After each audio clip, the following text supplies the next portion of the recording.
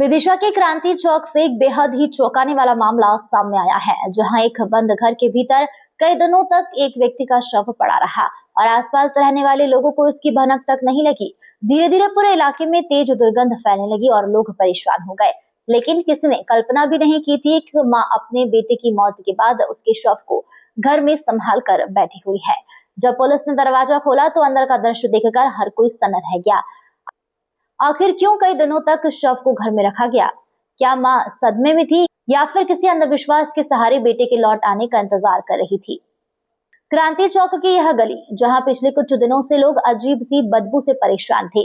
मोहल्ले वाले को लगा कि शायद कहीं कोई जानवर मर गया होगा, लेकिन असली वजह जानने के बाद इलाके में हड़कंप मच गया।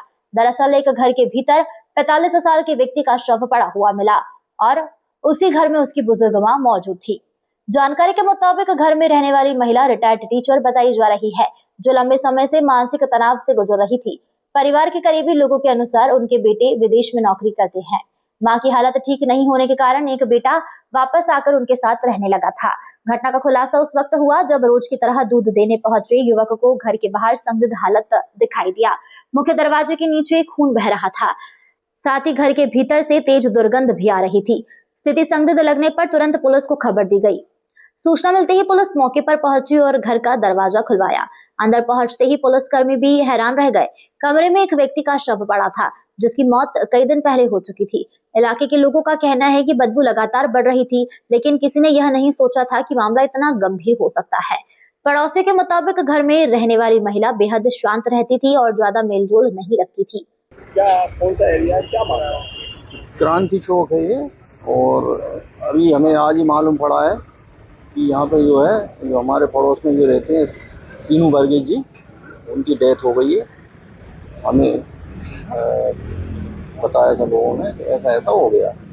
अब वो चक्कर क्या है कि वो थोड़ी सी रिजर्व टाइप की महिला है, कोई बात उनसे ज़्यादा हमारी होती नहीं है, और जो है इसलिए हमें ज़्यादा मालूम नहीं पड़ पाया। जल्दी से आज ही मालूम पड़ा है कि ऐसा ऐसा हो गया। कितने दिन से बदबू आ रही है? 2-3 दिन से बदबू आ रही थी।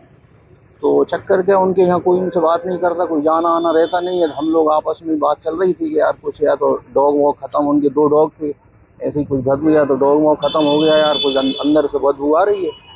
इस टाइप से हम अंदाज लगा रहे थे। पर क्या बात हुई? उनको कोई बात हुई हो पाई? अभी आप क्या बोल रही हैं? नहीं, हमसे कुछ नहीं बोल रहे हैं, हमारी बात नहीं हुई। तो कितने बच्चे हैं? 2 लड़के। और कहाँ है? एक बाहर है, दुबई या यूएई में रहते हैं, और एक यहाँ भी कुछ दिन से ये यहाँ रह रहे थे इनके ही साथ।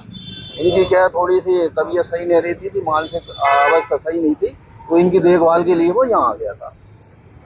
छोटा बड़ा वाला माँ की देखभाल के लिए? हाँ, वो थोड़ा उनका मानसिक रूप से सही नहीं थी, उस वजह से वो उनकी देख रेख करने के लिए था यहाँ। मतलब जब खत्म होते जब से अभी तक किसी को सूचना नहीं, किसी को नहीं दिए।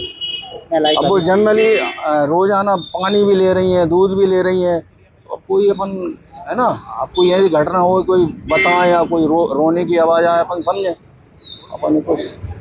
प्राथमिक जानकारी में सामने आया कि व्यक्ति की मौत संभवतः घर के भीतर गिरने से हुई। हालांकि पुलिस अभी हर पहलू की जांच कर रही है। मामले को और रहस्यमय इस बात ने बना दिया कि शव के पास धार्मिक सामग्री रखी मिली। स्थानीय लोगों के बीच तरह तरह की चर्चाएं हैं। कुछ लोग इसे गहरे सदमे से जोड़ रहे हैं, तो कुछ का मानना है कि मां को भरोसा था कि उनका बेटा दोबारा जीवित हो जाएगा। घर के भीतर से मिले हुए वीडियो और तस्वीरें अब पूरे इलाके में चर्चा का विषय बने हुए हैं। ये पूर्व टीचर हैं साके शिशुरंजन की, मरियम वर्गीस, उनका घर है। क्या रखा? आज सुबह जब मैं दूध देने आया इनके घर पर, तो इनके घर में जैसे ही उन्होंने गेट खोला तो स्मेल आ रही थी, और मेरी फिर नज़र पड़ी तो गेट के बाहर ब्लड निकल रहा था। तो मुझे कुछ शंका हुई, तो मैंने आंटी से पूछा, आंटी क्या दिक्कत है, ये ब्लड सा आ रहा है घर में से? तो कहने लगे वो सब ने मिल के मेरे बेटे को मार डाला। क्या कुछ बताया नहीं? किन लोगों को बोल रहे हैं? ने नाम नहीं बताया उनने, ऐसा कुछ। और क्या बोला? बस और कुछ नहीं, शीनू मर गया इतना बोला। नहीं मर रहा। हाँ। कब घटना है ये? कब? आज सुबह की। ये बताया नहीं उन्होंने कब मारा था? ये नहीं बताया। तो उसके बाद क्यों बॉडी रखी? कुछ नहीं, स्मेल बहुत तेज आ रही है। बहुत तेज स्मेल आ रही है। में क्या आ रहा है, क्या चल रहा है? वो तबीयत खराब थी उसकी, तो काफी दिन से तबीयत खराब थी। ऐसा कोई मामला भी है क्या जो जिंदा विंदा करने की बोल रहे थे? तंत्र विद्या का नहीं, ऐसा कोई मामला नहीं है। आंटी की मानसिक स्थिति खराब है। अच्छा, आंटी की मानसिक स्थिति खराब है। क्या नाम था लड़के का? शीनू वर्गीस। उम्र 44 साल। 44 साल। अच्छा, पुलिस को सूचना किसने दी थी? मैंने सूचना दी। फिलहाल पुलिस ने शव को कब्जे में लेकर पोस्टमार्टम के लिए भेज दिया है। मौत का सही कारण क्या है, शव कई दिनों तक घर में क्यों रखा गया था और उस दौरान महिला की मानसिक स्थिति कैसी थी, इन सभी सवालों के जवाब अब जांच के बाद ही सामने आ पाएंगे। ये अभी पुलिस द्वारा सूचना मिली थी कि मरियम्मा वर्गीस के यहाँ से बदबू आ रही है। पुलिस मौके पर पहुंची है और जांच कर रही है। जांच उपरांत जो भी साक्ष्य आएंगे वो आपको पुनः बता देंगे। परिजनों से कोई चर्चा हुई क्या? उनके क्या बता रहे हैं? अभी परिजनों में उनके यहाँ कोई नहीं है। जो वर्गीस मैडम है वो काफ़ी एजेड हैं और ऐसा प्रतीत हो रहा है कि उनका मानसिक संतुलन ठीक नहीं है। पूरे मोहल्ले में इसमें बहुत ज़्यादा आ रही है। हाँ, बदबू उनके घर से ही आ रही है और वहीं से जो भी हुआ है वहीं है और उनका जैसे जांच बाद जो भी आएगा उसमें बताएंगे। एक घर, एक मां और कई दिनों तक बंद कमरे में पड़ा बेटे का शव। विदिशा की यह घटना सिर्फ एक मौत की कहानी नहीं बल्कि उस मानसिक स्थिति की तस्वीर भी है जहां इंसान अपनों को खोने की सच्चाई स्वीकार नहीं कर पाता।